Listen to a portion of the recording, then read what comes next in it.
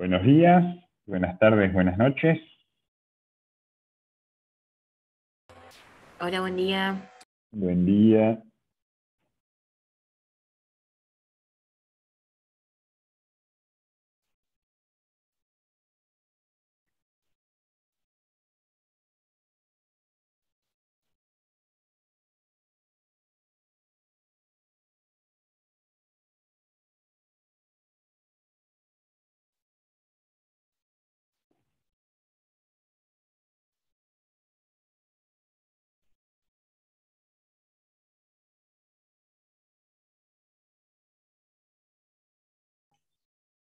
Buen día.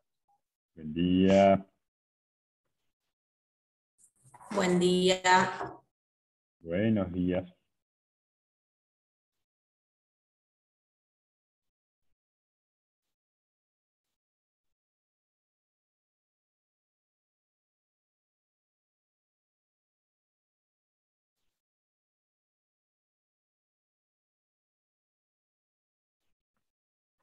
Vamos a esperar un segundito más.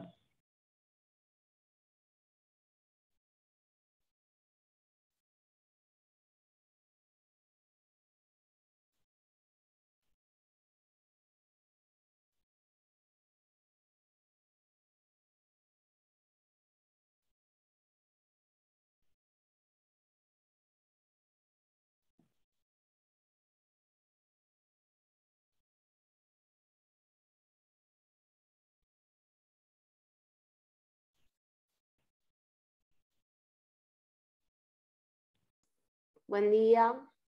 Buen día.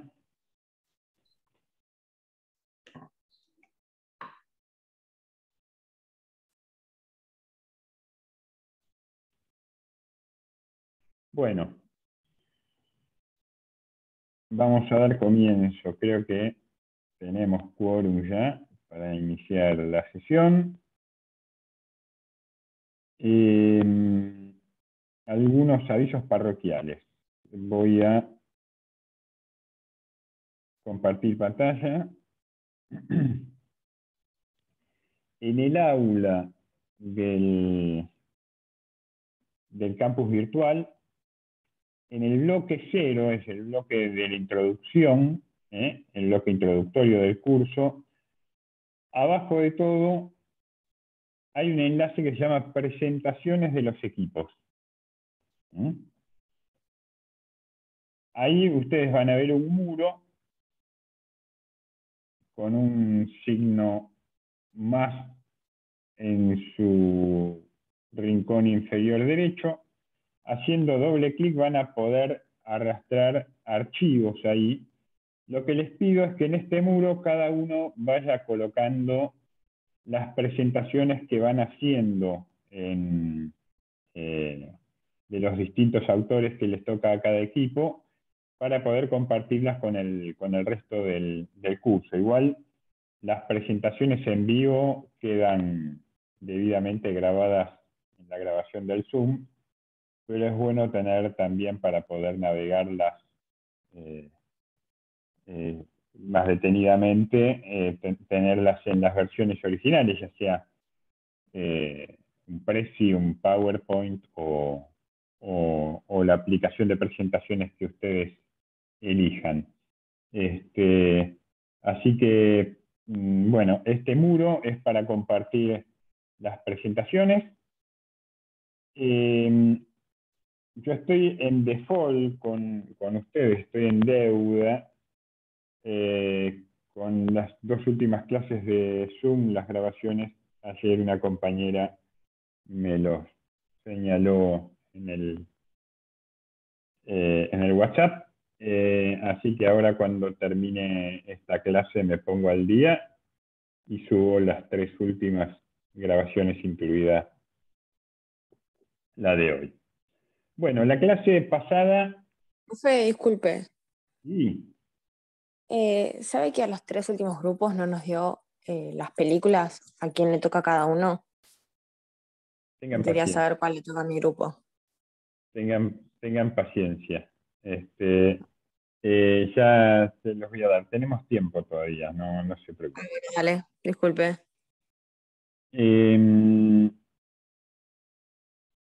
Entonces, la clase pasada les decía, después de la excelente presentación que hicieron los compañeros sobre la biografía de Thomas Hobbes, nos hemos introducido al mundo del justnaturalismo de la mano de Thomas Hobbes y de la mano de Norberto Bobbio, que nos ha ido contando, relatando, analizando aquello que es distintivo del justnaturalismo como escuela filosófica, como escuela política. Bobbio nos decía que aquello que es distintivo y común a todos los autores justnaturalistas es el hecho de el método, digamos, ¿no? El hecho de elegir para pensar, para analizar cuál es la esencia de lo social, para analizar y desentrañar las problemáticas que tienen que ver con la naturaleza del Estado, el método racional, es decir, el método que ya venían utilizando las ciencias naturales, la física, la astronomía, más recientemente las ciencias biológicas. Entonces reclaman para sí y para las ciencias morales, como las decían ellos de las ciencias jurídicas, el método racional. Vamos a pasar rapidito las diapositivas de la clase pasada. Ustedes pueden navegar, fíjense que tiene algunos componentes interactivos esta presentación. Exploren, hagan clic en los distintos enlaces para obtener información lateral, accesoria. Buen día, profe. Buen día. La clase pasada también quería consultarle. Esta diapositiva, sí, esta diapositiva, ¿la pudo subir al aula? ¿Cuál diapositiva? ¿Esta misma que está pasando? Está subida en el aula, Liliana, en el bloque de la clase. ¿Hola? ¿Vos no la ves en el aula? Sí, porque no la vi. También me estaría faltando las últimas dos clases.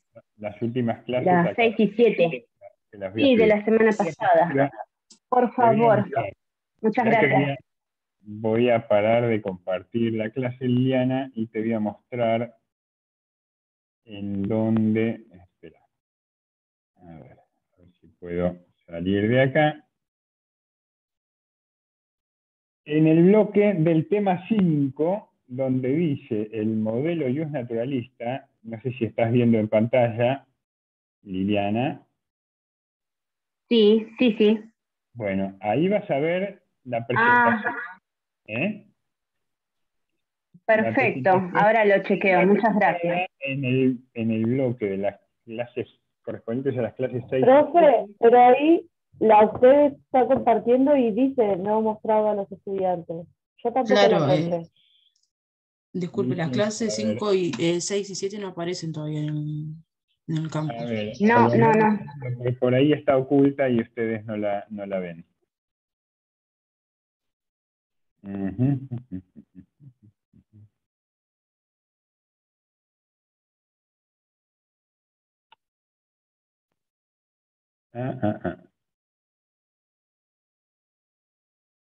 Gracias por avisarme, Delfina. Ahora debería estar visible. Ahí apareció, profe. Gracias por la observación. Bien, entonces, Liliana, ya está estas diapositivas ya están visibles para todos. Bueno, gracias, profe. Gracias a vos por reclamármelo. O le voy a molestar después, o después le hago recordar para las últimas 2 clases, para que las pueda subir también puede ser. Y Liliana, acabo hace un ratito, les comenté que al terminar esta clase les subo las grabaciones. Bueno, muchas gracias. De nada. Entonces, decíamos, lo importante también era destacar en la clase pasada esta diferencia de método, que era lo novedoso, ¿no? Porque lo que había predominado en el modelo escolástico era era el método de los tópica, ¿no? No se creía necesario una ciencia demostrativa en la Edad Media, en la escolástica, sino eran los tópicos o los tópica donde recibía la autoridad. La autoridad de quiénes, de los padres de la iglesia, de los filósofos clásicos, de los filósofos griegos. El método ius naturalista es un método que se basa en la demostración, no en la revelación ni en los tópica o en las autoridades clásicas, digamos, por decirlo de algún modo.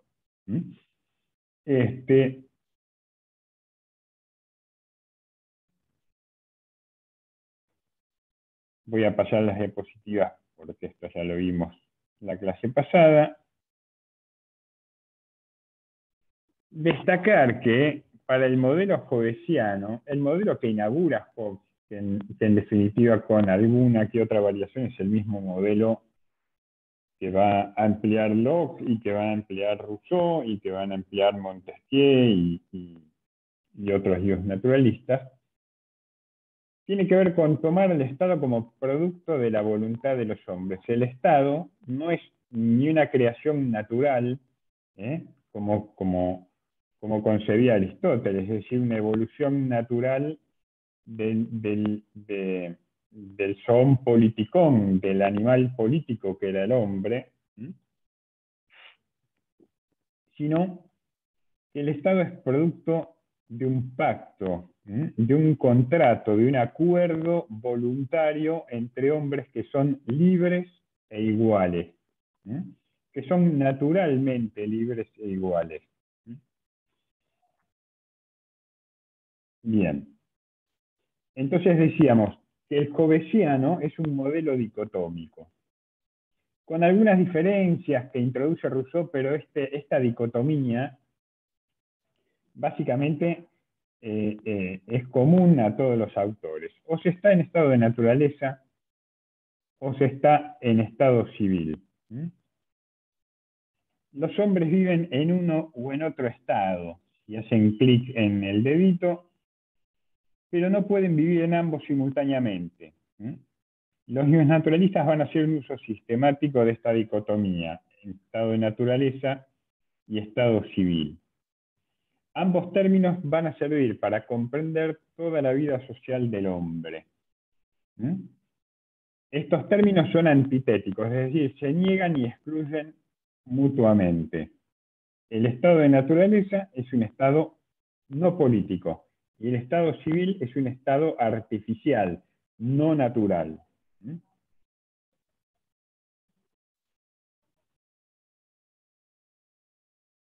Entonces, mientras que para Aristóteles, que es cuya interpretación prevaleció durante la Edad Media, durante la filosofía escolástica, el hombre es un ser naturalmente social. Para Hobbes, el hombre va a ser el lobo del hombre. El hombre es un ser naturalmente antisocial. El hombre es un ser naturalmente individualista, egoísta.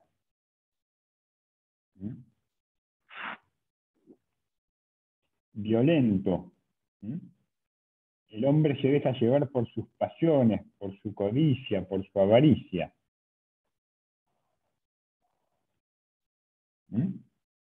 Entonces, Hobbes va a suprimir también la tradición del derecho público, decíamos la clase pasada,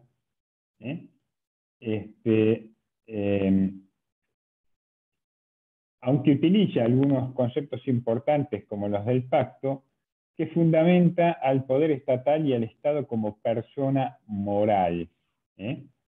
Hace tabla rasa con todas las opiniones precedentes y construye su teoría sobre bases sólidas del estudio de la naturaleza humana y de las necesidades que manifiesta esta naturaleza. El derecho público venía del viejo derecho romano, ¿no? La tradición del derecho público hasta Hobbes,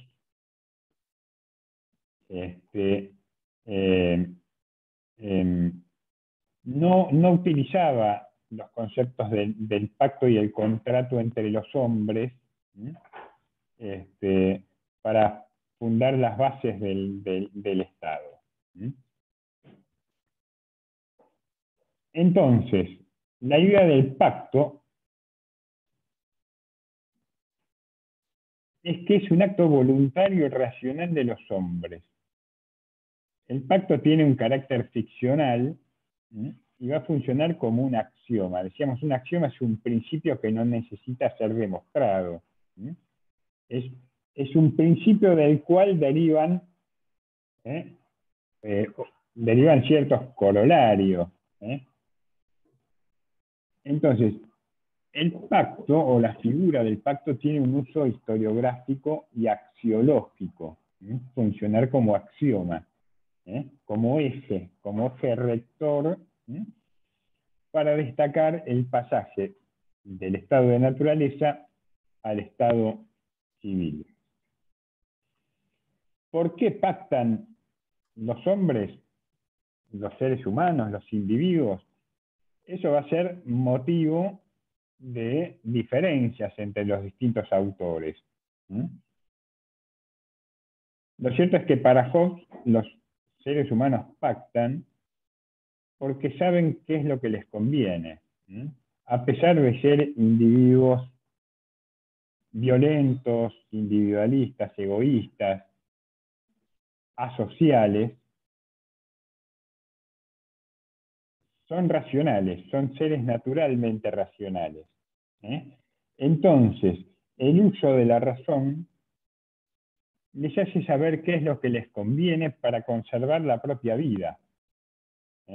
Y para conservar la propia vida, los hombres deciden pactar entre ellos, es decir, hacer un acuerdo. Los compañeros y las compañeras que presentaron la clase pasada hablaban de este pacto de sujeción y pacto de asociación. Porque Hobbes concibe ese pacto en dos movimientos o en dos momentos. Un pacto por el cual los hombres se reúnen en asamblea, digamos, y deciden pactar entre ellos. Es decir, deciden crear un poder colectivo, pero para que ese poder colectivo sea efectivo, tienen que cedérselo a un tercero. Ese tercero no participa del pacto, es el soberano, el leviatán, el Estado, esa figura, esa persona jurídica encarnada en lo que él llama o denomina leviatán. El soberano, el monarca absoluto, como lo concebía Thomas Hobbes. El monarca no pacta, el gobernante no pacta. El gobernante recibe gratuitamente, como un don, como una cesión, el poder soberano que le cede cada individuo. Por eso el monarca es el soberano. En las monarquías absolutas, el soberano es el monarca. En las repúblicas y en las democracias, ¿el soberano quién es? A ver si me saben decir. El pueblo. El pueblo, exactamente, muy bien. En las repúblicas el soberano es el pueblo. En términos de soberanía, Hobbes está pensando en un soberano que no participa del pueblo, que está excluido, que vive apartado del pueblo, al cual el pueblo, una vez constituido mediante el pacto social o mediante el contrato, le cede la soberanía. Cada uno le cede su soberanía individual al monarca, al soberano, al leviatán. De modo que el leviatán se constituye en un ser casi todopoderoso, incluso es dueño de la vida y de la muerte de cada uno de sus súbditos. Pero va a decir Hobbes, incluso en ese caso, en el caso de que el monarca absoluto se convierta en un déspota, eso es preferible a la posibilidad permanente, constante de morir a manos de un semejante. Dice, incluso eso es preferible a la idea de seguir viviendo en el estado de naturaleza.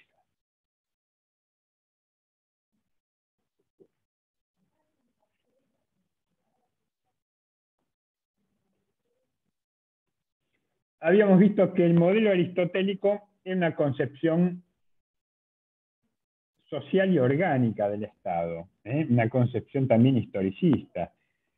Al ser para Aristóteles el hombre un ser naturalmente social, la sociedad civil, el Estado, es una extensión en escala, digamos, de las sociedades más pequeñas y fundamentales que era la familia, ¿no? Las familias se juntaban en clanes, los clanes se juntaban dentro de una aldea, las aldeas se congregaban en una ciudad-estado, y así sucesivamente, por agregación y por ampliación de la escala.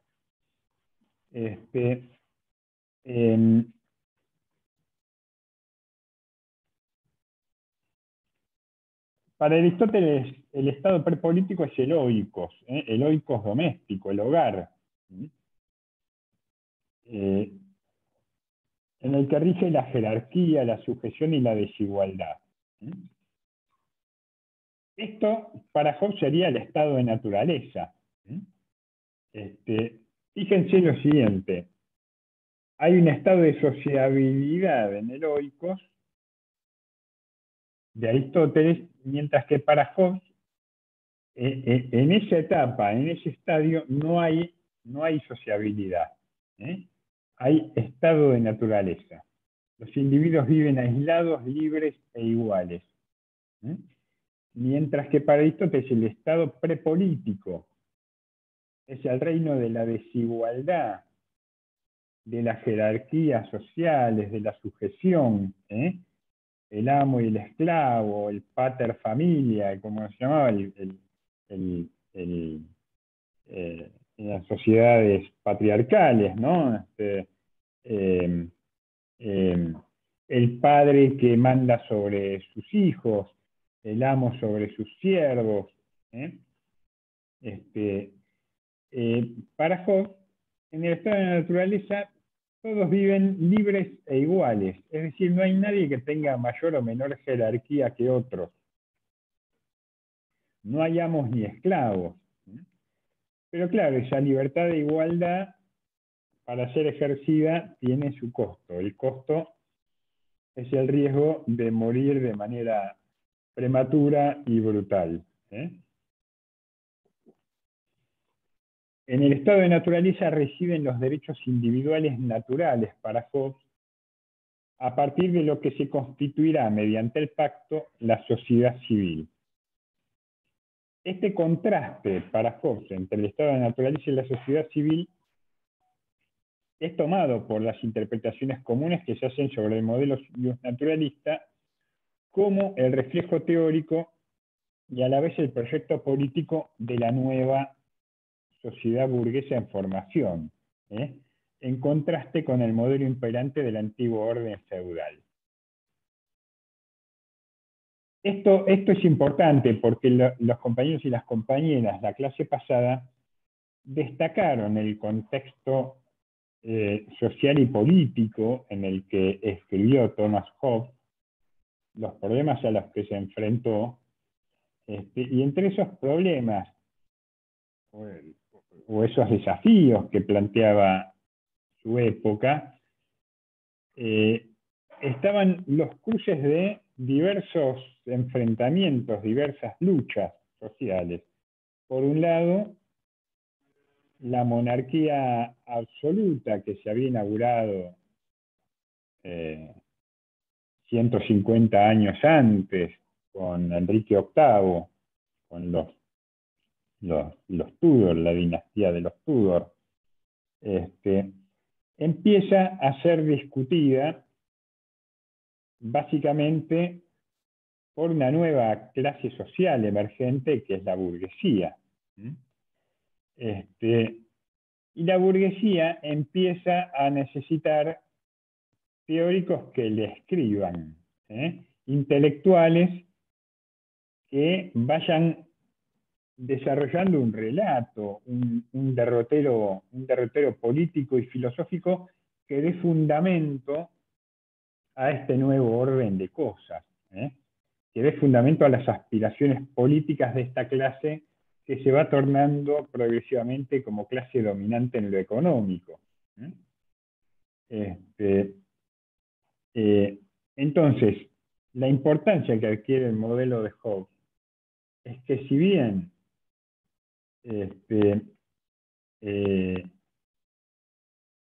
justifica el poder absoluto del monarca, lo hace quitando de cuajo cualquier tipo de justificación metafísica, sobrenatural, teológica, para poner el fundamento en los derechos naturales de los individuos. Las consecuencias que tiene esto perduran hasta nuestros días, ¿no? Esta idea del ciudadano, del individuo, del atomismo civil, digamos, ¿no? De que un hombre, un voto, esta idea de los derechos individuales que preceden incluso al derecho civil, a la sociedad civil, están en la raíz de los modernos derechos humanos, ¿no? Tal como los concebimos hoy en día. La idea de derechos humanos como derechos naturales comunes a todos los seres humanos vienen de acá. Es posible hoy hablar de derechos humanos porque hace 300 años a Thomas Hobbes se le ocurrió que era necesario fundar los principios del Estado en el pacto social de individuos que eran libres e iguales, de individuos que eran depositarios de derechos naturales.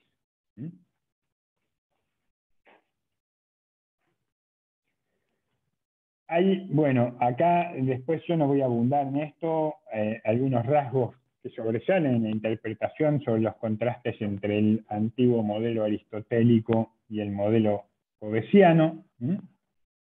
Ustedes lo sabrán navegar. Igual acá no estoy diciendo nada que no esté en el texto de Bobbio. Esto es una navegación ilustrada, más o menos ilustrada por los capítulos que hay que leer del texto de Bobbio. En el capítulo 5, Bobbio se pone a describir el estado de naturaleza, que es la fuente del iusnaturalismo. Es la fuente de inspiración, es la cantera donde el iusnaturalismo saca todos sus argumentos, ¿no? El considerar que hay un estado de naturaleza en el que los individuos viven libres e iguales. Bobbio se pregunta o analiza, compara las preguntas que pueden diferenciar o que pueden hacer notar las variaciones entre uno y otro autor naturalista. ¿En qué varían? Varían en tres grandes conjuntos de preguntas, digamos, las diferencias entre los distintos autores. La primera es si el estado de naturaleza es un estado histórico o es un estado solamente imaginario, una ficción, una hipótesis racional o un estado ideal. Vamos a ver que Hobbes, Locke y Rousseau a esta pregunta han dado diferentes respuestas. En segundo lugar, si es pacífico o es un estado belicoso. Hobbes claramente ve como un estado de guerra entre los individuos, el estado de naturaleza. Para Locke es un estado de cooperación, si bien no hay sociabilidad desarrollada, hay cierto tipo de cooperación entre los individuos. Y para Rousseau es un estado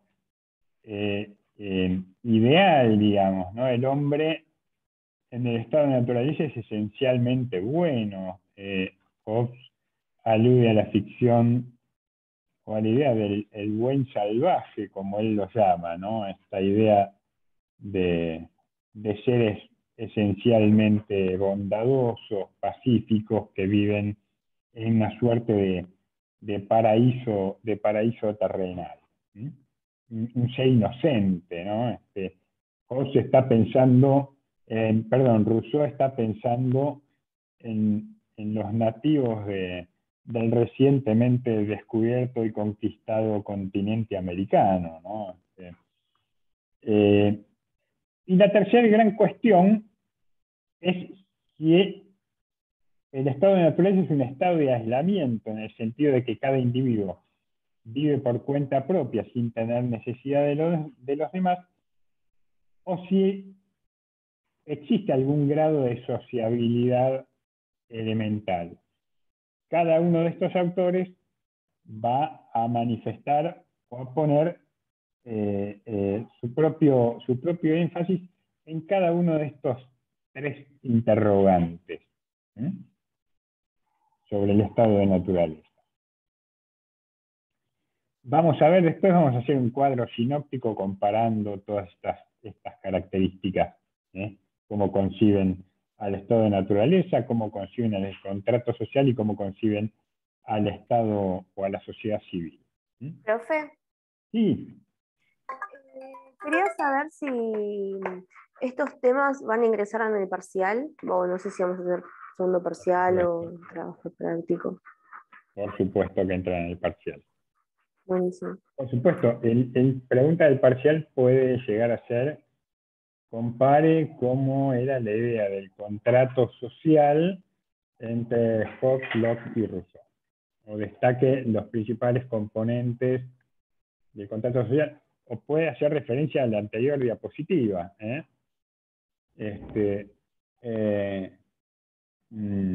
¿Cuáles son los tres principales problemas que abordan la concepción del estado de naturaleza en Hobbes, Locke y Rousseau?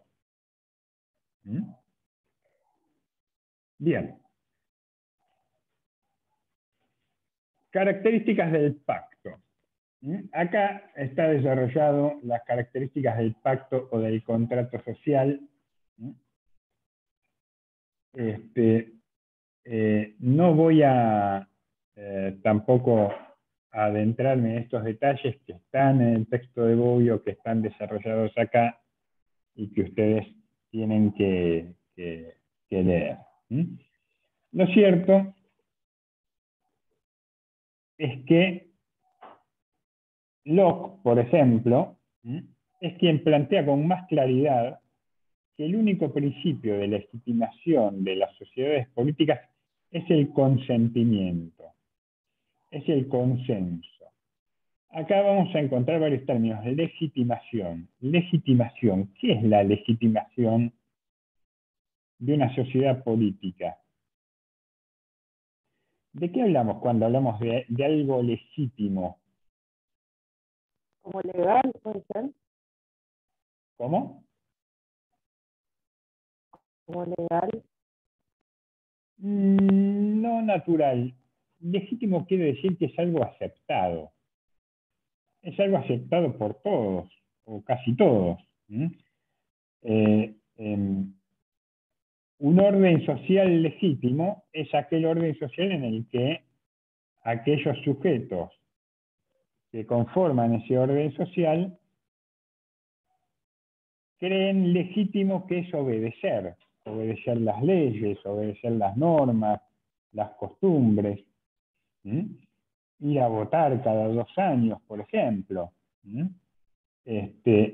El hecho de ir a votar es un acto de legitimación del orden social y del orden político. Es decir, esa legitimación se basa en el consentimiento, en la aprobación, en la aceptación, en el consenso de todos los individuos.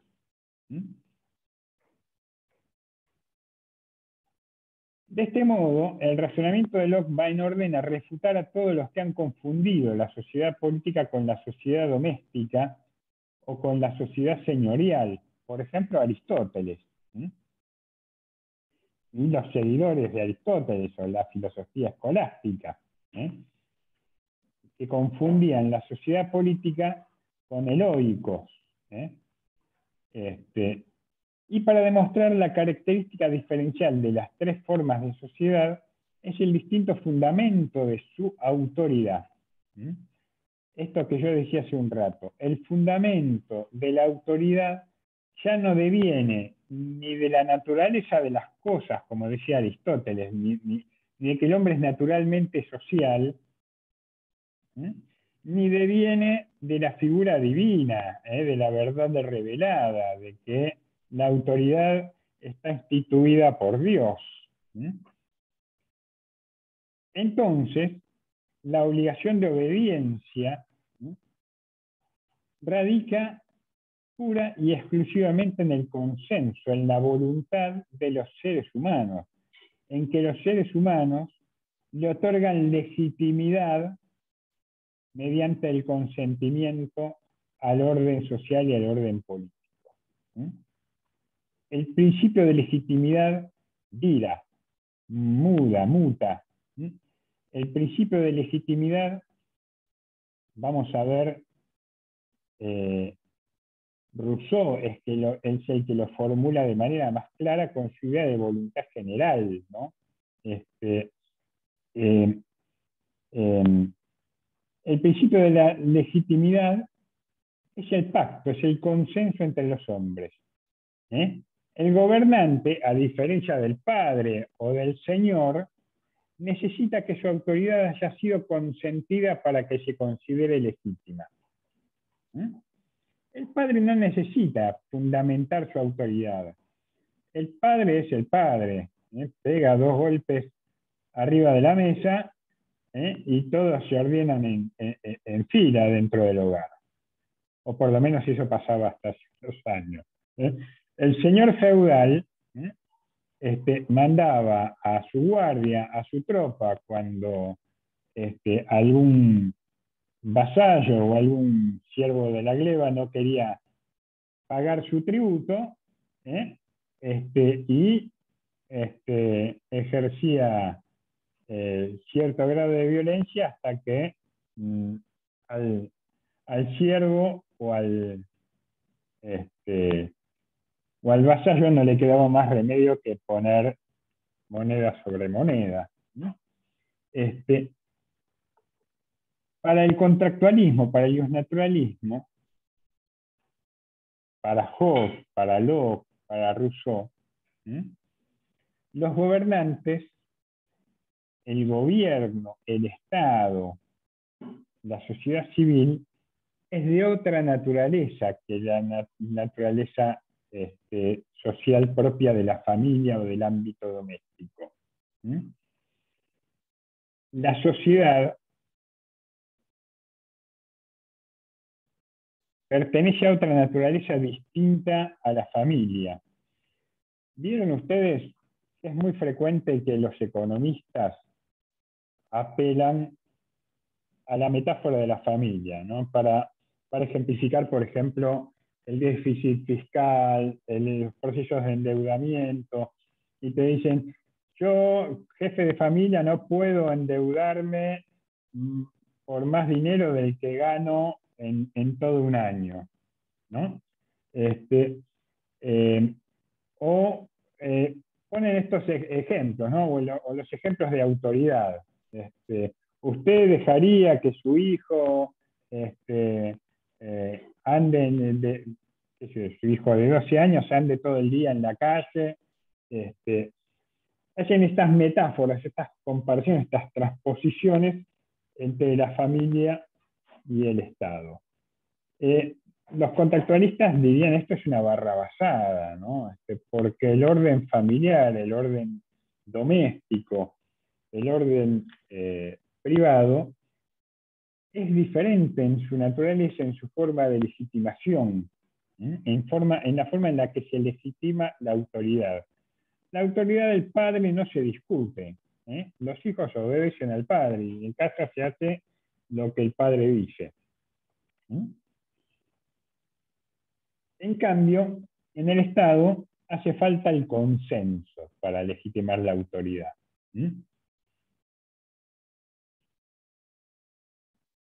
Bien. Entonces, la idea distintiva del contrato social, lo repito una vez más, es la idea de que el orden social es producto de la voluntad racional y del consenso entre los individuos. Esto es lo fundamental del contrato social. El orden social es producto de la voluntad racional y del consenso de los individuos.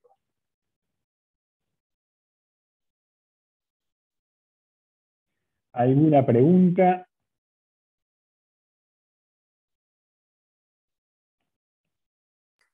¿Puede repetir, por favor, lo del contrato social? Sí, puedo repetirlo. La idea es que el contrato social es la fuente de legitimidad, lo voy a decir en otras palabras, la fuente de legitimidad de toda autoridad política, la fuente de legitimidad del Estado civil, radica en la voluntad de individuos que concurren, de individuos libres e iguales, que concurren a pactar, que concurren al pacto. Mientras que la fuente de legitimación del orden social en el mundo antiguo, en el mundo medieval, tenía que ver o con la idea de que la sociedad era una extensión natural del orden doméstico, de la familia,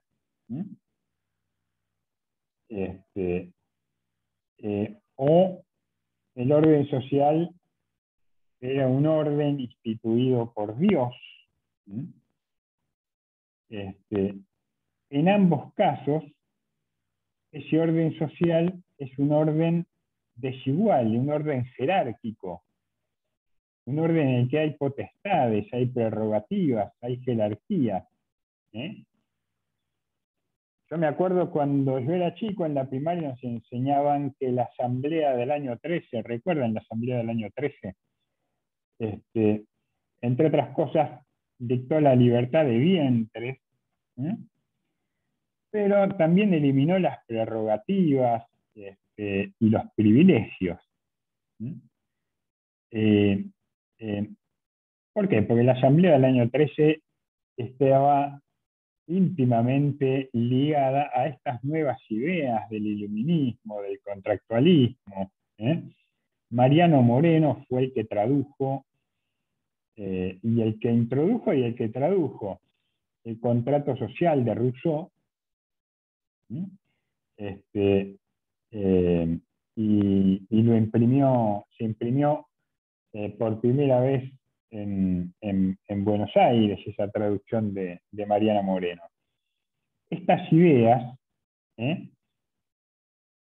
Formular la idea de las sociedades constituidas por individuos que son libres e iguales entre sí, ¿eh?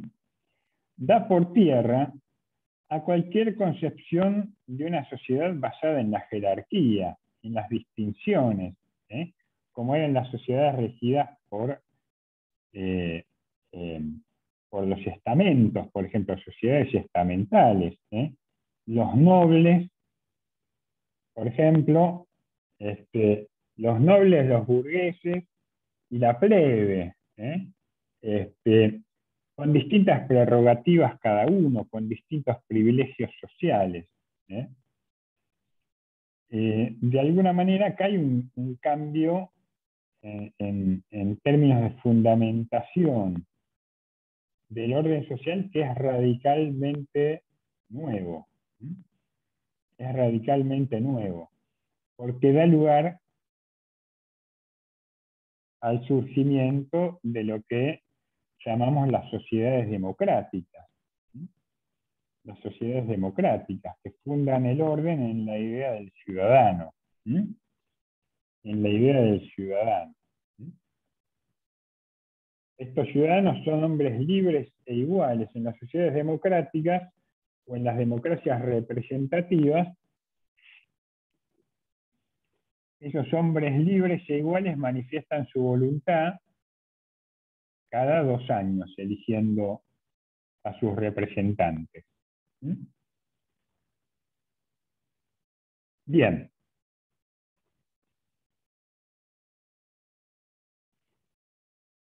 Entonces,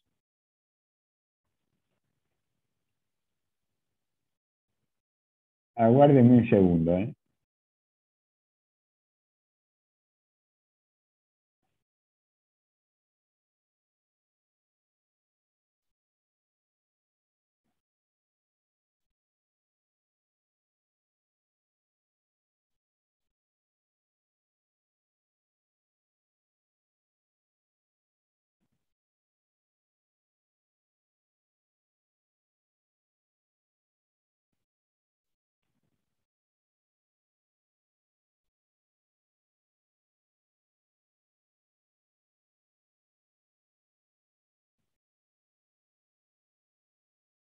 No me corten que estoy buscando,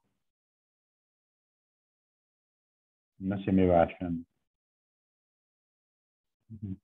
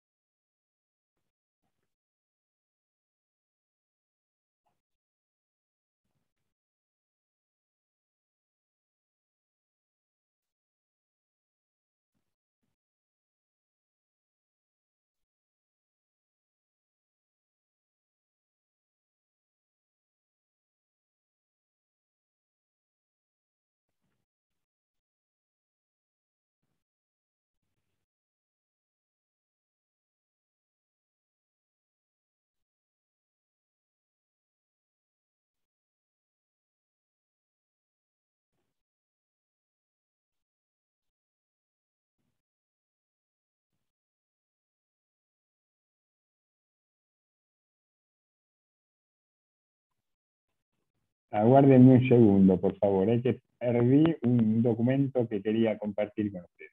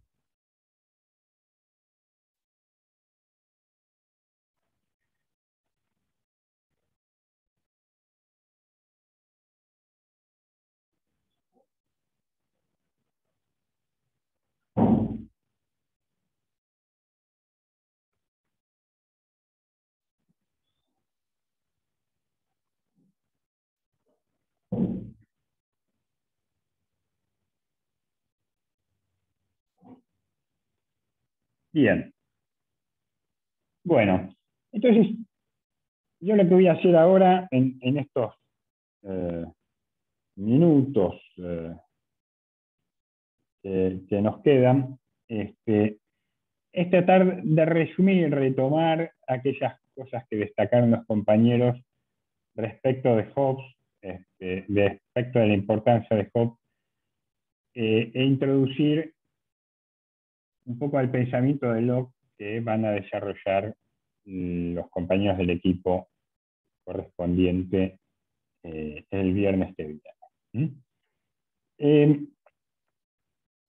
Decíamos entonces que Hobbes, a ver, Hobbes no nace de un repollo, ¿no?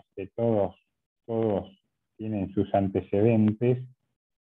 Lo cierto es que Hobbes estuvo años luz en términos intelectuales, en términos de cómo formula su modelo metodológico y filosófico respecto de sus antecesores, pero Hobbes no nace de un repollo. Hay ya un espíritu de época en el que ciertas ideas, la idea del derecho natural, la idea de los derechos individuales, van empezando a tomar forma. Entonces Hobbes reconoce antecedentes en sus casi contemporáneos Hugo Grocio, Samuel Pfaffendorf, que son los que introducen de algún modo esta idea del derecho natural y la idea de los pactos. Pero Hobbes es el que les da una forma filosófica, metodológica casi definitiva, ¿no? Es el que inaugura el modelo diosnaturalista. Como decían las compañeras y los compañeros de la clase pasada, su obra tiene lugar en la Inglaterra del siglo XVII, en la que los enfrentamientos políticos y económicos y religiosos culminan con la Revolución Inglesa. 1689, si mal no recuerdo, que es donde emerge, digamos, las bases de la sociedad inglesa moderna, ¿no? Preponderancia del Parlamento, una monarquía parlamentaria.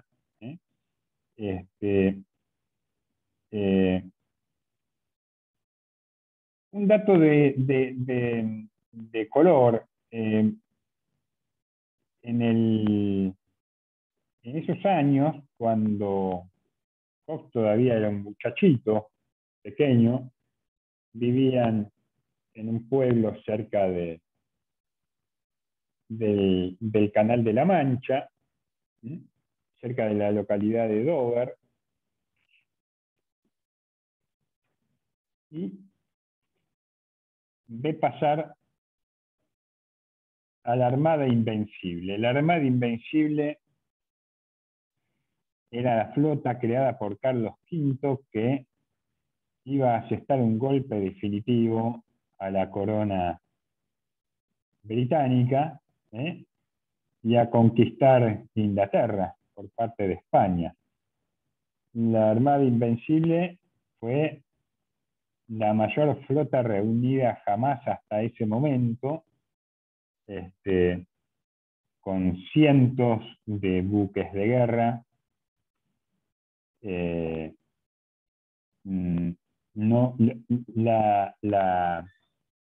La Armada inglesa no tenía chances en un combate a mar abierto, pero triplicaba no solo en número de barcos, sino en tecnología. Los barcos españoles estaban mejor pertrechados, mejor armados, y dicen que la madre de Thomas Hobbes, cuando estaba embarazada de Thomas Hobbes, adelantó su parto, tuvo que adelantar su parto. ¿Por qué? Porque había visto desde la costa pasar a la Armada Invencible. Dice que ese espectáculo para ella le inspiró terror, ¿eh? Le inspiró terror, y la conmoción que tuvo le hizo adelantar el parto. Por eso Thomas Hobbes, de alguna manera, toma ese hecho como un hecho decisivo en su vida. Él dice, el miedo y yo nacimos juntos. El miedo y yo nacimos juntos. Y Hobbes toma el miedo, opone al miedo como una categoría política. El miedo como una categoría política. Los hombres pactan por miedo, por el miedo que tienen. ¿El miedo a qué? A ver si alguien me puede decir miedo a qué tienen los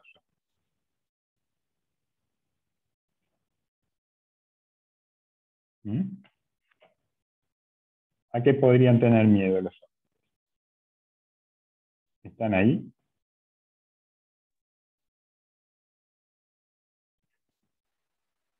Hola, hola.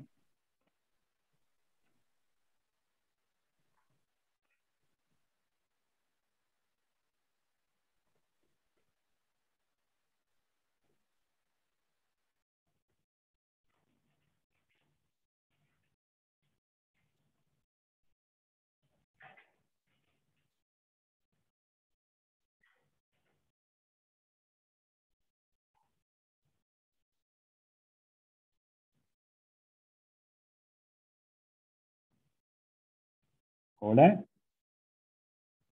¿Se fueron? Los había perdido. ¿Alguien me puede decir miedo a qué? ¿A qué tienen miedo ustedes?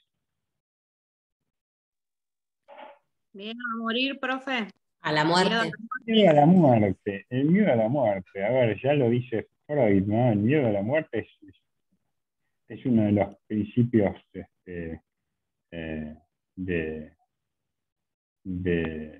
que mueven a la humanidad, que mueven al individuo, ¿no? El miedo a la muerte. Y Thomas Hobbes dice, ese miedo a la muerte, que se expresa de distintas maneras, no solo es el miedo a morir, es el miedo a morir de manera violenta. Es el miedo a morir a manos de un semejante, de manera inesperada, imprevista, cruel, despiadada.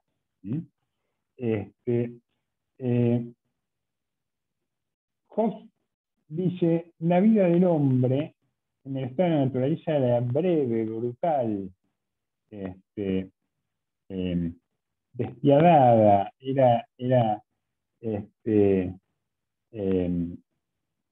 en cualquier momento no sabías de dónde iba a venir la estocada, de dónde iban a querer robarte aquello que tenías.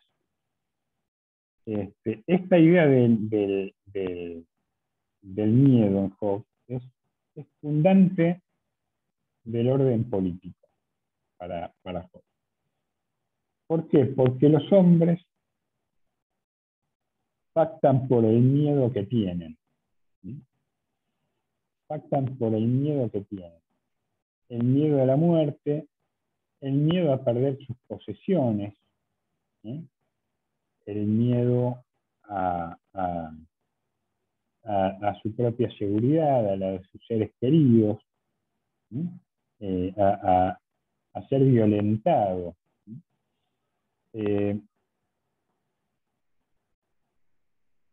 Entonces,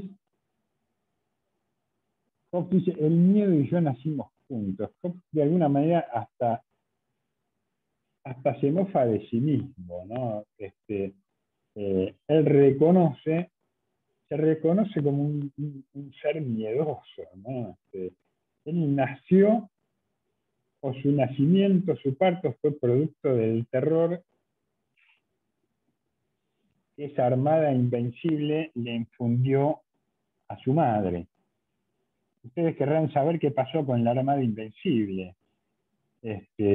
Los ingleses a veces han tenido honrosas victorias, pero a veces han tenido mucha suerte. La suerte y el azar son un componente importante de la historia. ¿Alguien sabe qué pasó con la Armada Invencible?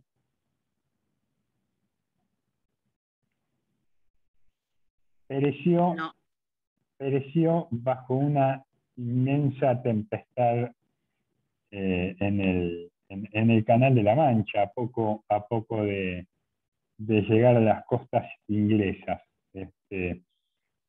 Quedó totalmente reducida a algunos despojos. Solo unos pocos barcos pudieron regresar a los puertos españoles. Gran parte del ejército que transportaba esa armada murió en el mar, de modo que los ingleses se salvaron por obra y gracia del clima, por un hecho fortuito, o por un hecho que no fue producto de la voluntad de los hombres, en todo caso.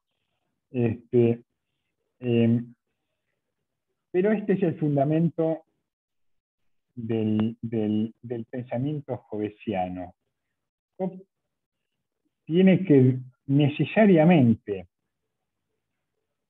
considerar a un individuo en un estado de naturaleza que vive en enfrentamiento con sus semejantes, en enfrentamiento permanente, que vive en permanente riesgo de morir de manera violenta a manos de sus semejantes. Profe. Sí. O sea, es decir de que el ser humano, el individuo, tiene que como enfrentar constantemente a los miedos, a todo lo que lo rodea. Exactamente, pero lo tiene que hacer de manera racional. Lo tiene que hacer de manera racional. Es decir, no enfrenta los miedos con conjuros, ni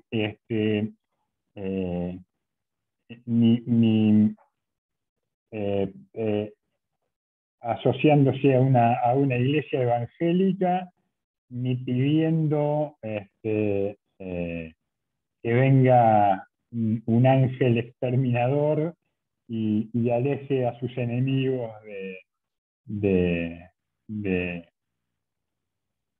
sus propiedades o de su familia. Lo que hace Hobbes es decir, los hombres viven enfrentados unos con otros, viven en constante peligro de morir de manera violenta,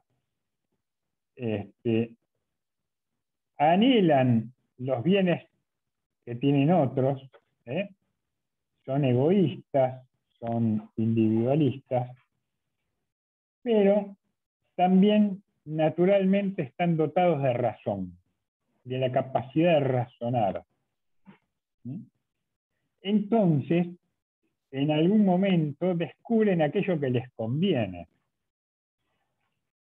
¿Para qué? ¿Que les conviene para qué? Que les conviene para evitar tener que morir de manera violenta, prematura, brutal,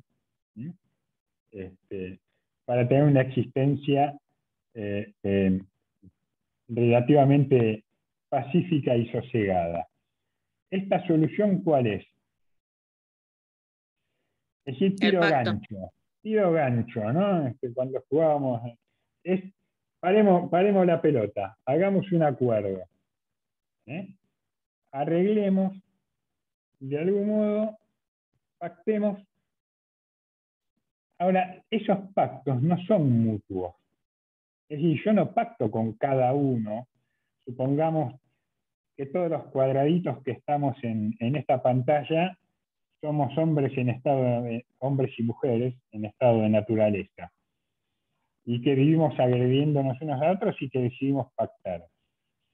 Yo no puedo pactar con Yamila, con Camila, con Belén, con Juan, con Liliana, con Pablo, con Candelaria, con Franco, con todos y cada uno de ustedes.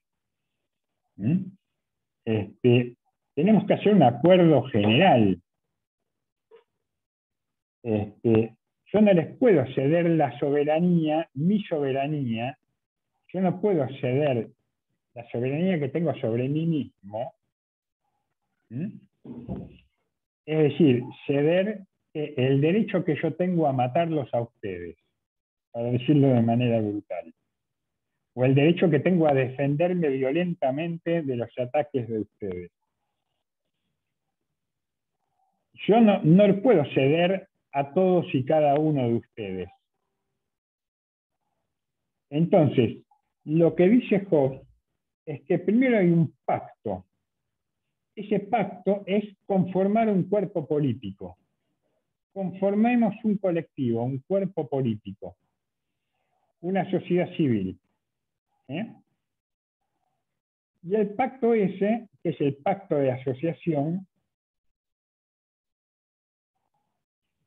tiene otro momento, que es el pacto de sujeción.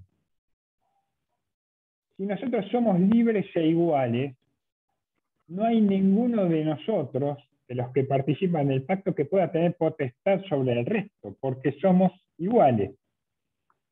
Entonces hay que convocar a alguien que no sea igual, que no sea un par, que no sea un igual, para cederle esa potestad, para que todos los individuos le cedamos nuestra soberanía.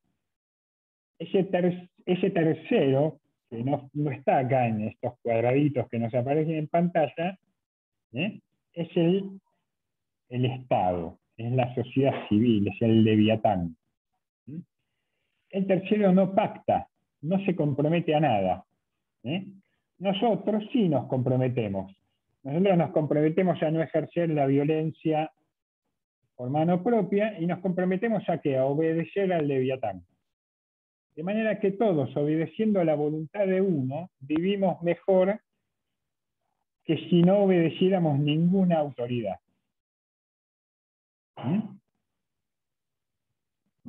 Belén está ahí medio dudando. Esta es la idea del pacto de Hobbes, ¿no? Profe. Es el discurso de la mano dura, digamos, ¿no? Vivimos en una sociedad donde las normas no se respetan, donde hay normas, donde hay normas que no se cumplen, o donde no hay normas, donde falta autoridad. Entonces, ¿qué hacemos? Reclamamos mano dura, ¿no? Acá hace falta autoridad. Hay que terminar con el libertinaje, ¿no? Con el que cada uno hace lo que quiere. Y aparecen entonces los amigos del orden, ¿no? Bueno, Hobbes era un amigo del orden, ¿no? Hobbes dice, hace falta que venga un tercero. ¿Por qué? Fíjense el impedimento lógico que tenía Hobbes para decir, si todos somos libres e iguales, ¿a quién obedecemos? ¿A quién obedecemos? Obedecemos a un tercero, que se nutre de la autoridad y la soberanía que le cedemos todos los individuos, pero que no participa del pacto. Por ende, el poder de ese leviatán es un poder absoluto, porque no tiene que rendirle cuentas a nadie. No tiene que rendirle cuentas a nadie. Hobbes escribe 70, 80 años antes que Locke y casi 100 años antes que Rousseau. Está escribiendo en otro momento histórico. Está escribiendo en un momento en el que se están conformando los estados nacionales. Entonces Hobbes va a ser el gran teórico que le va a dar fundamento al surgimiento de estos estados-nación. Estos estados que tienen un poder, una autoridad que rige dentro de un territorio determinado. Estos estados que tienen que imponer, como diría Max Weber, el monopolio del ejercicio de la fuerza pública. Tienen que imponer el monopolio del ejercicio de la fuerza pública. Esto quiere decir que el Estado no es que está todo el tiempo reprimiendo. Es decir, hay una combinación de autoridad y legitimidad. En los estados-nación, los individuos obedecen porque prestan consenso al orden social vigente. Pero estos estados-nación no permiten que... ¿A qué me refiero cuando digo que tienen el monopolio del ejercicio de la violencia o de la fuerza? Es que dentro de un Estado-nación, la autoridad no permite que exista ninguna otra violencia física, ningún otro poder coercitivo que no sea el del propio Estado. Por eso existen las fronteras, por eso existe una aduana, por eso los estados emiten moneda, por eso los estados-nación tienen ejércitos, por eso tienen poder de policía, porque pueden ejercer su autoridad de manera legítima dentro de un territorio dado.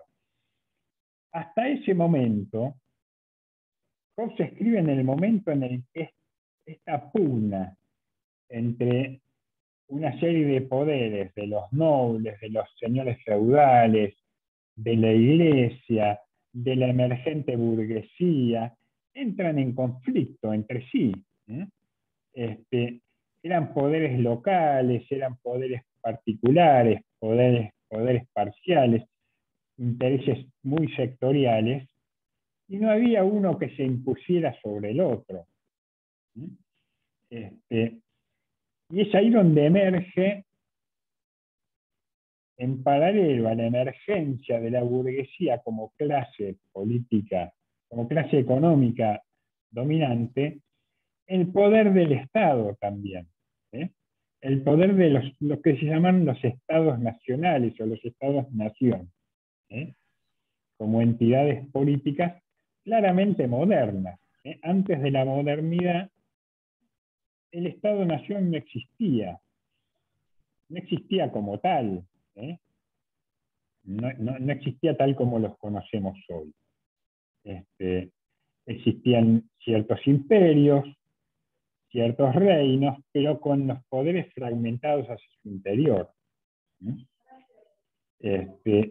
Hobbes es un teórico de la concentración del poder. Hobbes escribe en el momento en el que se están formando el Estado inglés, el Estado francés. El Estado francés se va a consolidar con Luis XIV, poco tiempo después. Por eso Luis XIV, o se le atribuye esa frase que dice: el Estado soy yo. El Estado soy yo, claramente, muy bien. Luis XIV es el paradigma, digamos, del absolutismo monárquico, si se quiere, del Estado absolutista. Yo les recomiendo, les dije la vez pasada, vean, está en Netflix, creo, o en alguna otra plataforma, la serie Versalles. Versalles era el palacio, es el palacio que construyó Luis XIV en el siglo XVII, en las afueras de París. En las afueras de París. Hasta ese momento, la corte de su padre, sobre todo de Luis XIII, residía en París.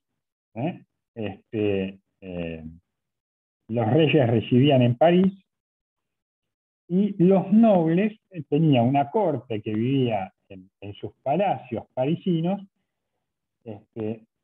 o vivían en sus posesiones territoriales, los condes, los marqueses,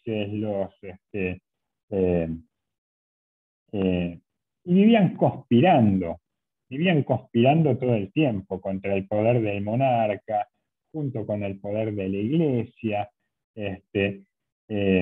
Eran intrigas e intrigas permanentes. ¿Qué hace Luis XIV? Construye un palacio descomunal, magnífico, con cientos de habitaciones, con jardines, con parques. Era un parque de diversiones al mismo tiempo, un parque de entretenimiento para una clase noble que vivía del ocio, ¿no? Tenían tiempo para conspirar, vivían de la intriga los nobles. La intriga quiere decir conspirar, conspirar contra el poder del otro, acumular riquezas, buscar el poder. Entonces Luis XIV, ¿qué hace? Se lleva a todos los nobles, a toda la corte a vivir al palacio con él. Versalles es como una ciudad en pequeño. Y dentro del palacio tiene una red de espías que lo mantienen informado de todas las intrigas. Entonces él, de ese modo, va imponiendo su propia autoridad frente a la autoridad de sus cortesanos, frente al poder de sus cortesanos. Va haciendo un juego de ajedrez, un juego político,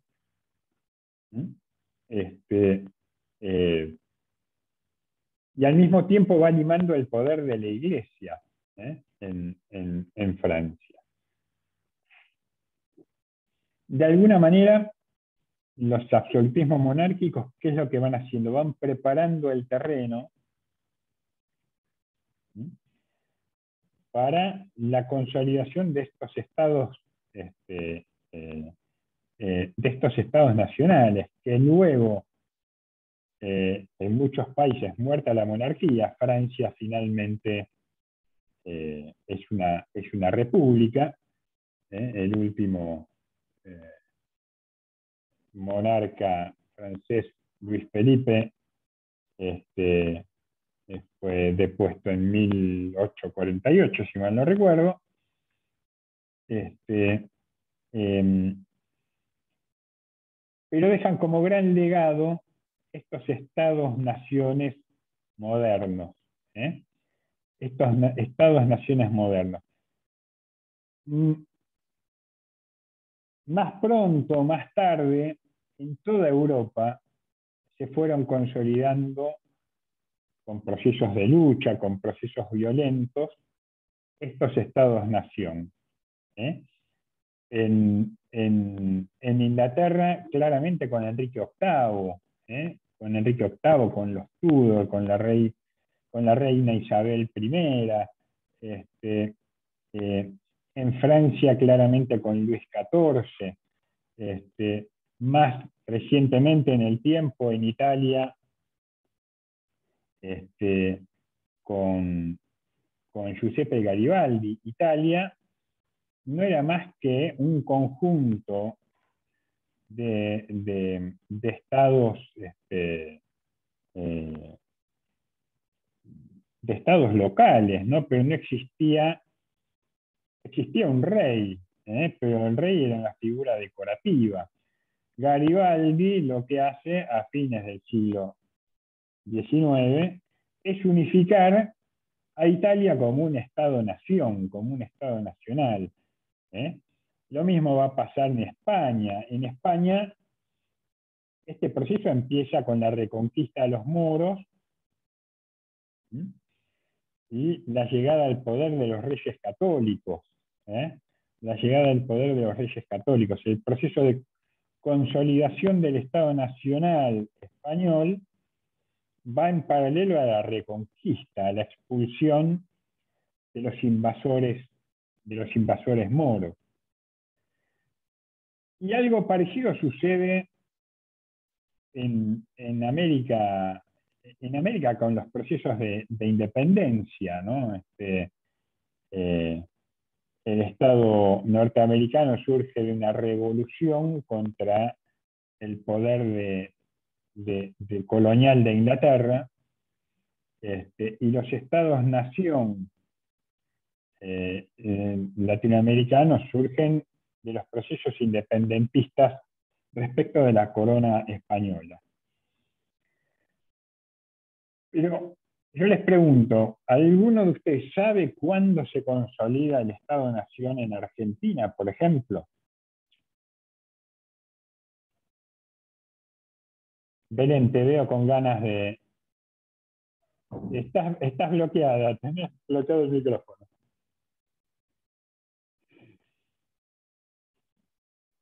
El Estado-Nación en Argentina... Sí, Belén. No, que le estaba diciendo. Digo, estoy con y yo les digo, por ahí hay muchos, los primeros que se les ocurre es 1810, la Revolución de Mayo, o 1816, la Declaración de la Independencia. Y la verdad es que Argentina no existía como tal ni en 1810 ni en 1816. ¿Por qué? Porque hubo un periodo de guerras civiles en lo que hoy es Argentina, en lo que hoy es el Estado argentino, de varias décadas. Tampoco el Estado Nacional podríamos decir que se funda con la Constitución de 1853.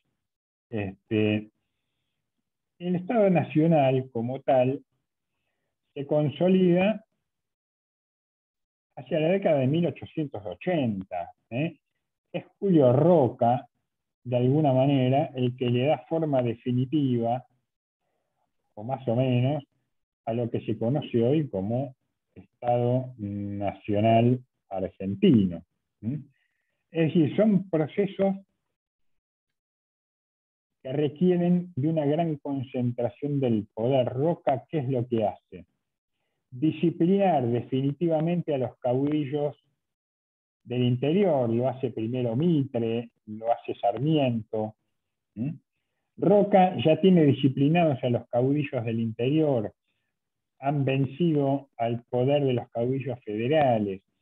Roca le da definitiva integración al territorio nacional con la llamada conquista del desierto, ¿no? Que no era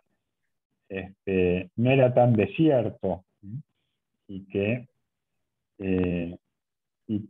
ciertamente fue un genocidio a territorios que estaban ocupados ancestralmente por otros pueblos originarios.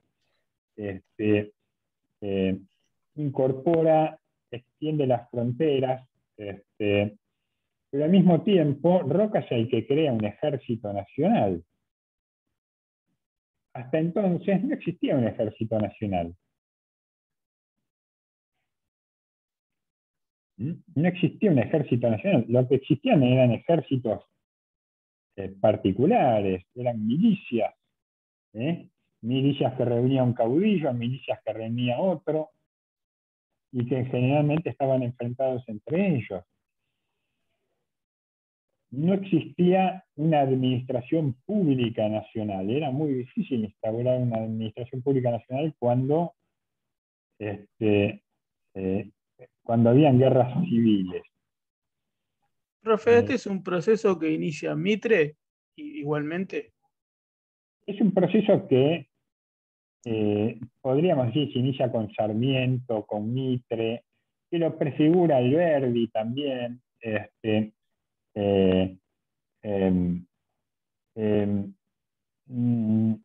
Pero que el que lo consolida es claramente Roca, ¿no? Roca consolida claramente el Estado-Nación.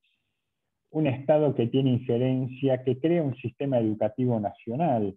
La ley 1420 de educación pública se crea en esa época. El servicio militar obligatorio se crea en esa época. Una época además en la que en Argentina empiezan a llegar fines del siglo, las últimas décadas del siglo XIX, las primeras del siglo XX, empiezan a llegar miles y miles y miles de inmigrantes europeos a los que hay que asimilar una nueva identidad, a un nuevo lenguaje, hay que desitalianizar a los italianos, desespañolizar a los españoles, despolacizar a los polacos, y así sucesivamente, para tornarlos ciudadanos argentinos. Entonces esas leyes, la ley de educación pública, la ley del servicio militar obligatorio, lo que hacen es terminar de dar fundamento a la autoridad de un Estado nacional. Por supuesto que estos procesos se dan en Europa en mayor o menor medida tiempo antes. Tiempo antes. Pero lo cierto es que hoy por hoy, las unidades políticas en nuestro mundo moderno son en mayor o menor medida todas formadas por estados-naciones, estados nacionales. Las Naciones Unidas son eso, son una asamblea de estados nacionales. En las Naciones Unidas no interviene Navarra, no interviene Nápoles, no interviene el reino de Gales, por ejemplo. Intervienen estados nacionales. Interviene Gran Bretaña, interviene Argentina, Estados Unidos, Nigeria, que son estados nacionales. Esto es lo novedoso también, y esto es lo que está en la raíz del pensamiento de Hobbes. Hobbes está pensando en esto nuevo que está emergiendo, está tratando de racionalmente entender la lógica de esto nuevo que emerge. Dice, los estados-nación, los estados nacionales, tienen que fundar su poder y su autoridad en la legitimidad que brinda el consenso. Y esto no se logra si no pensamos que la fuente de la autoridad y del poder estatal son los individuos en su estado natural, libres e iguales, que concurren, que convergen, que se convocan a el pacto social. Entonces, esta naturaleza del pacto social, si bien Hobbes va a defender a la monarquía absolutista, el interés de la monarquía era conservar el poder en este contexto de guerra civil, y Hobbes va a intentar justificar el poder absoluto de la monarquía con una teoría política que privilegie el orden. Por eso elabora una teoría política basada en los conceptos de orden y de poder. La especificidad de lo político es el orden, en contraste al desorden propio del estado de naturaleza. La idea del individuo, para Hobbes, va a ser la de individuos que son libres y son iguales por naturaleza. Al ser libres y al ser iguales, no hay nadie que tenga la fuerza y la capacidad de imponerse sobre el resto. De allí, va a decir Hobbes, surge la desconfianza y el temor a los otros. Este individuo, avaro, codicioso, violento, busca la gloria, vive en competencia y desconfía permanentemente de los otros. Esto solo puede conducir a la muerte cual la continua amenaza sobre la vida. ¿Mm? Profe, Sí, entonces, a partir de la idea de Hobbes, o sea, de que los seres humanos son libres, es como que al ser libres comienzan a surgir los miedos, las desconfianzas sobre lo que es eh, el miedo a todo, ¿no? O sea, ponerle a morir y al todo ser eso. libres y al ser iguales. Al ser libres y al ser iguales. Claro. Hobbes dice, en el estado de naturaleza no hay sociabilidad y ningún individuo tiene la suficiente fuerza física como para, qué sé yo, hay diferencias de contextura, hay seres más grandotes o individuos más grandes, individuos más chicos, individuos más fuertes, individuos más débiles, pero no hay ningún individuo con el suficiente poder para que no implique que el más débil se pueda juntar con 2 o 3, a ver, 3 o 4 personas más débiles pueden hacer frente a uno que es más fuerte. Y en esto radica la igualdad, digamos, ¿no? Hay cierta igualdad de condiciones, no hay un individuo que tenga características sobrenaturales. Todos compartimos la misma naturaleza, por eso somos iguales. Habrá alguna diferencia de gradación, habrá quienes son más ágiles, menos fuertes, menos fuertes, pero en promedio no hay nadie que por sus propias condiciones individuales puede imponerse al resto. Por eso, de esta igualdad deriva también la amenaza. La amenaza de enfrentamiento permanente, de enfrentamiento que no se resuelve, porque lo que le preocupa a Hobbes no solo es que los hombres vivan enfrentados entre sí, sino que ese enfrentamiento sea perpetuo. Es decir, que no se resuelva. Y la manera de resolverlo es mediante el pacto. El hombre, una vez que pacta, no puede arrepentirse. Ese pacto es definitivo. No hay vuelta atrás. Y esto es una característica propia del pacto de Hobbes que no va a aparecer ni en Locke ni en Rousseau. El hombre, una vez que pacta, no puede arrepentirse y debe adoptar el pacto en su totalidad. Por esto que yo les decía que el soberano no pacta, no está obligado a cumplir el pacto. Pero una vez que lo cumple, no hay vuelta atrás. No hay vuelta atrás.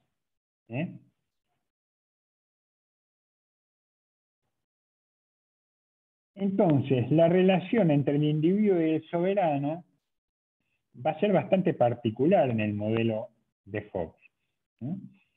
¿Por qué? Porque el individuo pacta por su propia seguridad. Si no pacta, el hombre puede morir o puede matar. Es decir, está siempre sujeto al riesgo de matar o al riesgo de morir a manos de sus iguales. En cambio, si pacta, solo lo puede matar el monarca. ¿Entienden la diferencia? El hombre sabe que le conviene pactar, porque si pacta, solo lo puede matar uno, que es el soberano, el monarca. En cambio, si no pacta, el riesgo es que en cualquier momento cualquiera puede matarte. Los hombres, al pactar, transfieren al soberano su derecho natural, el derecho a su propia defensa. el derecho a ejercer la violencia, siendo el Estado el único que conserva ese derecho. ¿Se entiende? Hay una transferencia de derechos en el pacto. Los hombres acuerdan entre ellos transferir su poder individual, sus derechos naturales. En el esquema de Hobbes no cabe la posibilidad del conflicto entre el soberano y los súbditos. El contrato no obliga a nada al gobernante. El gobernante no se compromete a nada. Y conserva todo el poder. Entonces, a través del contrato, de este pacto de asociación que hablaban los compañeros y las compañeras de la clase pasada, este pacto societatis, el hombre renuncia a sus derechos en función de su seguridad. El hombre renuncia a sus derechos. Y por medio del pacto de sujeción o del pacto sujecionis, cede esos derechos a un tercero que no pacta, que es el monarca, el Estado.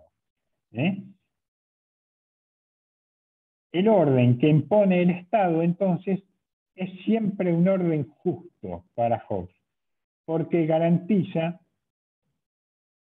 el fin de la anarquía, el fin del enfrentamiento de todos contra todos.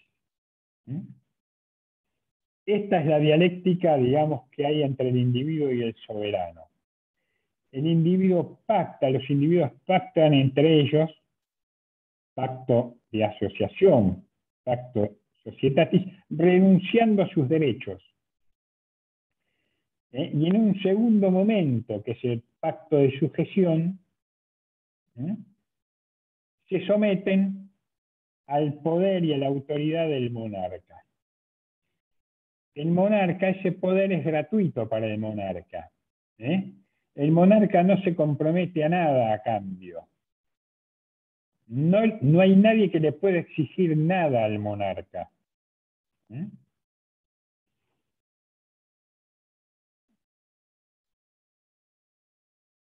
El monarca, el Estado, el leviatán incluso es dueño de la propiedad y decide sobre la propiedad de todos. El monarca puede ejercer su poder y su autoridad incluso de manera arbitraria. Y va a decir Hobbes, en última instancia eso es preferible a la posibilidad de morir, a la permanente posibilidad de morir a manos de cualquiera.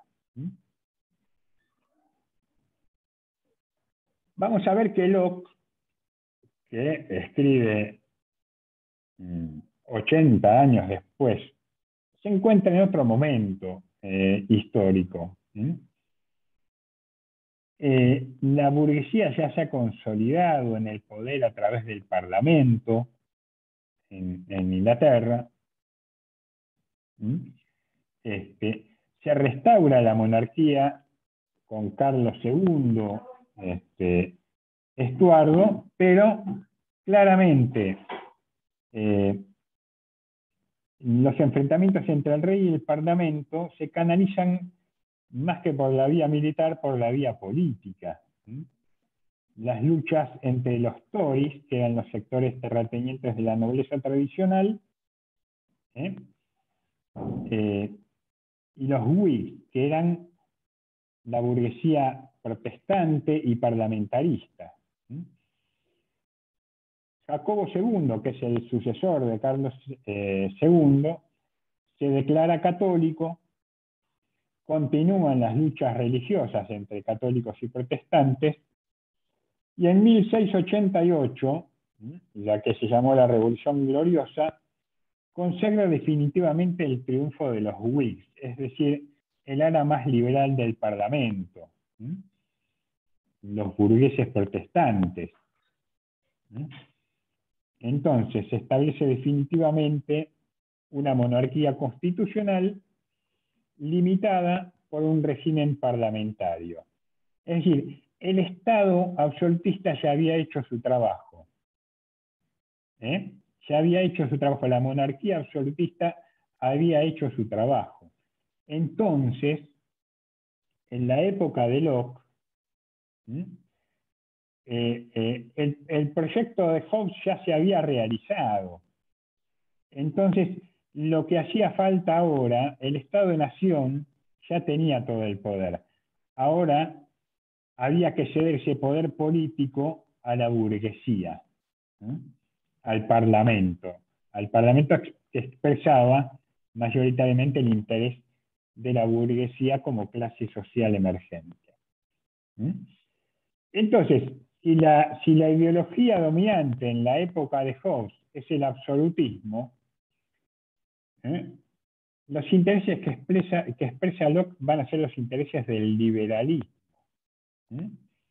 Los intereses del liberalismo es la época en la que las ideas dominantes ya son las ideas de la república.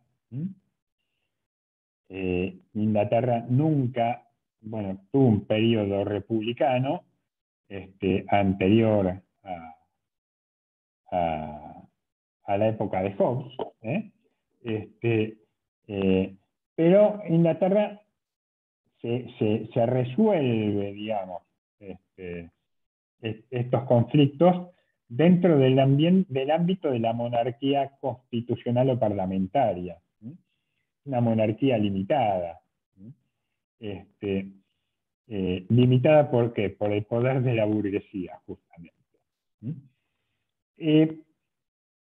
Locke, entonces, va a representar a través de su teoría política a los intereses de los Whigs, el ala burguesa, protestante y parlamentarista. Y lo que intenta es justificar teóricamente la revolución de 1688, la revolución que consagra el poder del Parlamento. Intenta justificar el derecho de insurrección frente al gobernante, cosa que ni loco hubiera hecho Hobbes. No existía el derecho de insurrección frente al gobernante. Y esto sirve de justificación ideológica para expulsar al rey católico Jacobo II y consagrar la revolución de 1688. Su obra política entonces representa los intereses de la burguesía propietaria que necesitaba garantías para sus propiedades, garantías de que la monarquía no iba a limitar sus negocios, libertad para producir y libertad para comerciar. Locke entonces ya escribe en otro momento histórico, en otro momento histórico. El Estado-Nación ya está consolidado. Ahora lo que hay que hacer es dar rienda suelta a los intereses de la clase burguesa, sobre todo la libertad de comerciar, la libertad de ejercer el derecho a la propiedad privada, la libertad para producir, lo que en conjunto se denomina liberalismo.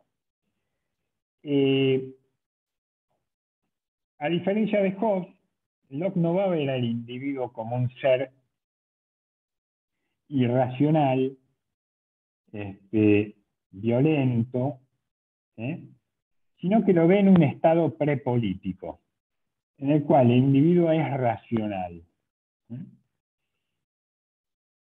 Dice que el hombre tiene derechos innatos, naturalmente innatos, y son el derecho a la propiedad, el derecho a la vida y el derecho a la insurrección, a rebelarse contra el poder y contra la autoridad. El hombre, según su punto de vista, prefiere mantener su propia riqueza y para eso hace el pacto. Es decir, si para Hobbes el hombre pactaba por el miedo a la muerte, para Locke el hombre pacta para mantener sus riquezas, para mantener la propiedad privada de sus riquezas. ¿Se entiende la diferencia?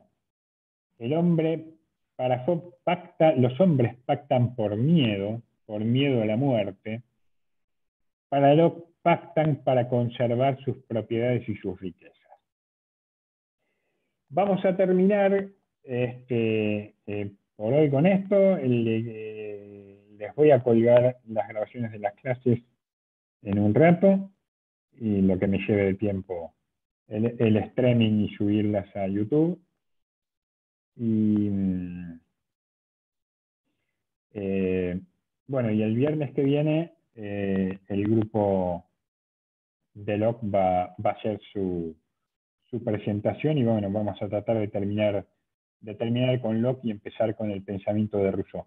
No dejen, por favor, de leer el texto de Bobbio, y no dejen de leer los capítulos de los textos de Hobbes y de Locke que tenemos como lectura previstas en el plan de trabajo.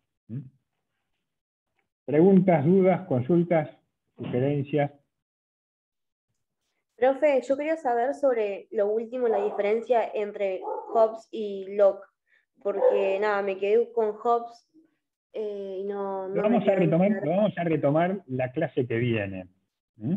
Pero Hobbes y Locke escriben en momentos diferentes, ¿no? Si bien hay una continuidad entre ellos, escriben en momentos históricos diferentes.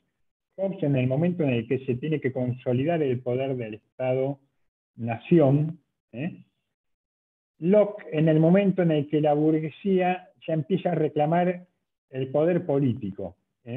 La burguesía ya estaba instalada como la clase económicamente dominante, y se instala como clase políticamente dominante a través de ¿qué? A través del Parlamento, a través de condicionar en el Parlamento el poder absoluto de la monarquía. La monarquía ya no ejerce un poder absoluto. El Parlamento empieza a tener preponderancia en la toma de decisiones sobre el poder de la monarquía.